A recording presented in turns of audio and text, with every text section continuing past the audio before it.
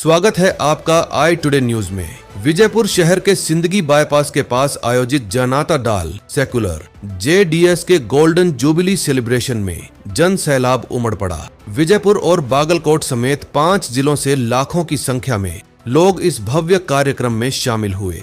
कार्यक्रम स्थल पर करीब 1 लाख से अधिक कार्यकर्ता, समर्थक और पदाधिकारी मौजूद रहे, जिससे पूरा इलाका JDS के झंडों और नारों से गूंज उठा। इस ऐतिहासिक अवसर पर देश के पूर्व प्रधानमंत्री HD देवगौड़ा ने कार्यक्रम का विधिवत उद्घाटन किया। उन्होंने पार्टी का ध्वज फहराकर और दीप प्रज्वलित कर समारोह की शुरुआत की। अपने संबोधन में उन्होंने पार्टी की 50 वर्षों की राजनीतिक यात्रा और संघर्षों को याद किया तथा कार्यकर्ताओं में नई ऊर्जा भरने का आह्वान किया। इस मौके पर केंद्रीय मंत्री HD कुमारस्वामी, JDS युवा प्रदेशाध्यक्ष निखिल कुमारस्वामी, कई विधायक और पार्टी के वरिष्ठ नेता मंच पर उपस्थित रहे।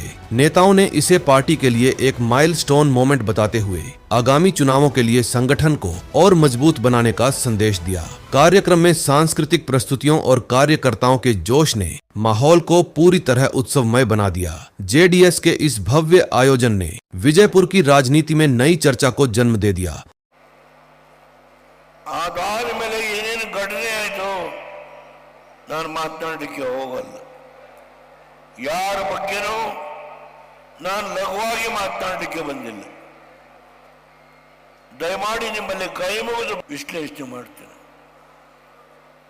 ನಾನು ಏನು ಇವತ್ತೇನು ಕುಮಾರಣ್ಣವರೇ ನೀವು ಅಧಿಕಾರಕ್ಕೆ ಬಂದು 2 ಲಕ್ಷ ಹುದ್ದೆ ಖಾಲಿ ಇದೆ, ಅದನ್ನು ತುಂಬಬೇಕು ಅಂತ ಹೇಳಿ ಮೊನ್ನೆ ಧಾರವಾಡದಲ್ಲಿ ನಡೆದಂತ ಒಂದು ಹೋರಾಟ, ನಮ್ಮ ನಿರುದ್ಯೋಗಿ ಯುವಕರು ನಾವು ಅಧಿಕಾರ ವಹಿಸಿಕೊಂಡ ಮೊದಲನೇ ವರ್ಷ 1.5 ಲಕ್ಷ ಹೆಣ್ಣು ಮಕ್ಕಳನ್ನ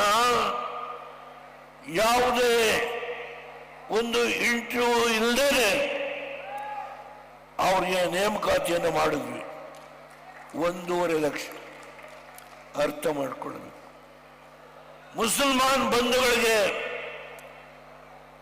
4% ರಿಸರ್ವೇಶನ್ ಕೊಟ್ಟಂತಹದ್ದು ಬದುಕಿದ್ದೀನಿ ಇಲ್ಲಿ ದೇವೇಗೌಡ। ಇಸ್ಮಾಯಿಲ್ ಕಾಲಿಬುಡ್ಡೆ ಈ 93 ವರ್ಷದಲ್ಲಿ ಬಿಜಾಪುರಕ್ಕೆ ಸನ್ಮಾನ್ಯ ದೇವೇಗೌಡರು ಬಂದು ಹಳೆಯ ಹಲವಾರು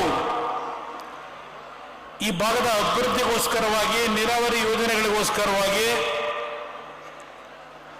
ಯಾವ ಶ್ರಮವನ್ನು ಪಟ್ಟಿದ್ರು ಅಂತಕ್ಕಂಥದ್ದನ್ನ ಇವತ್ತೇನು ಹೇಳಲಿಕ್ಕೆ ಬಂದಿದ್ದಾರೆ।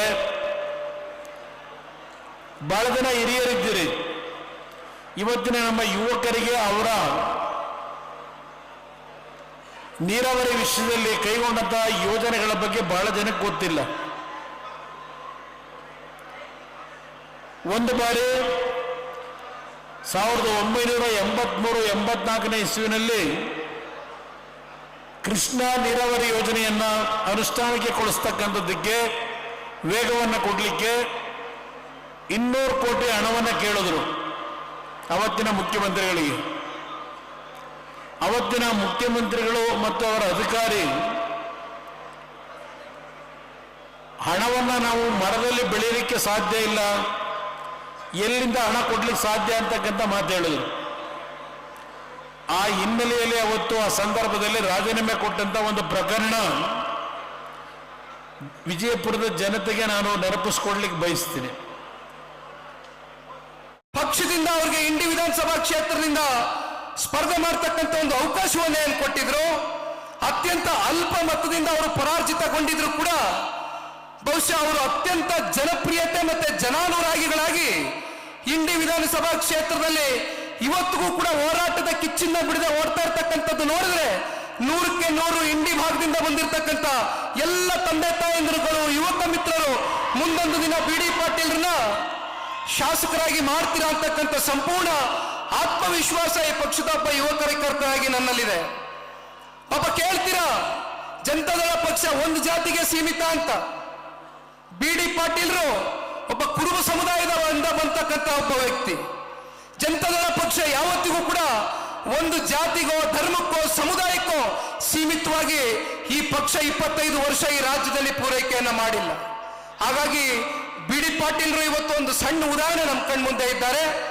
ನಾಗ್ಠಣ ವಿಧಾನಸಭಾ ಕ್ಷೇತ್ರದ ನಿಕಟಪೂರ್ವ ಶಾಸಕರು ದೇವಾನಂದ್ ಚೌಹಾಣ್ಜಿರವರು ಮತ್ತೆ ಅವರ ಧರ್ಮಪತ್ನಿ ಸುನೀತಮ್ಮ ಅವರು ಕೂಡ ಇಲ್ಲೇ ಎಲ್ಲೋ ಬಹುಶಃ ಇಲ್ಲೇ ಕೂತಿದ್ದಾರೆ ವೇದಿಕೆ ಮೇಲೆ. ಬಹುಶಃ ಇವತ್ತಿನ ಈ ಒಂದು ಸಮಾವೇಶ ಪ್ರಾರಂಭ ಆದಾಗ ಒಂದು ಕಿರುಚಿತ್ರವನ್ನು ನಾವು ನೋಡ್ತಾ ಇದ್ವು. ಅದರಲ್ಲಿ ಸನ್ಮಾನ್ಯ ದೇವೇಗೌಡರು ಸಾಹೇಬರು ಯಾವ ರೀತಿ ಅವರ ಹೋರಾಟದ ಬದುಕನ್ನ ಸಂಪೂರ್ಣವಾಗಿ ಜನರಿಗೋಸ್ಕರ ಮುಡಿಪಿಟ್ಟರು ಅಂತಕ್ಕಂಥದ್ದನ್ನ 1982, 83, 85, 89 ಇವೆಲ್ಲವೂ ಕೂಡ ಕಿರುಚಿತ್ರಗಳಲ್ಲಿ ಪ್ರದರ್ಶನ ಆಗ್ತಾ ಇದ್ದದನ್ನ ನಾವು ನೋಡ್ತಾ ಇದ್ವಿ. ಬಿಜಾಪುರ ಜಿಲ್ಲೆ ಮತ್ತೆ ಬಾಗಲಕೋಟೆ ಜಿಲ್ಲೆಯಲ್ಲಿ ಆಧುನಿಕ ಭಗೀರಥ ಅಂತಕ್ಕಂಥದ್ದು ಅನ್ನಿಸ್ಕೊಂಡಿದ್ರೆ ಯಾರಾದ್ರೂ ಅದು ಪುಣ್ಯಾತ್ಮ ಸನ್ಮಾನ್ಯ ದೇವೇಗೌಡರು ಸಾಹೇಬ್ರು ಇವತ್ತೇನಿಲ್ಲಿ ಕೂತಿದ್ದಾರೆ ಈ ವೇದಿಕೆಯಲ್ಲಿ. ನಾನಿವತ್ತು ಒಂದು ಮಾತನ್ನ ತಿಳಿಸ್ಲಿಕ್ಕೆ ಬಯಸ್ತೇನೆ, ಒಂದು 2-3 ಅಂಶಗಳನ್ನ.